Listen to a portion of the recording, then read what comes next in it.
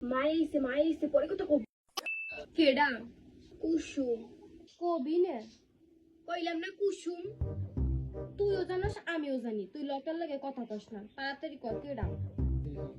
মা, এর নাম কালু। আমরা কলেজে এক লগেই পড়ি।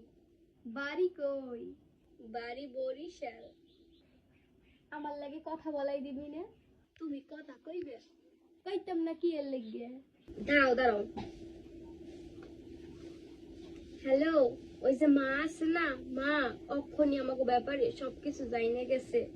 তুমি ডরাইও না, মাই কিছু কবে না। তুমি একটু মাল লাগে কথা কও। এই নাও। হ্যালো, কেমন আছো? হ্যাঁ আমি ভালো আছি।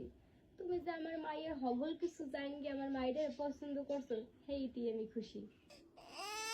মা, তুমি কি জানো না আমার মেয়ের দিকে অনেক গুণ আছে?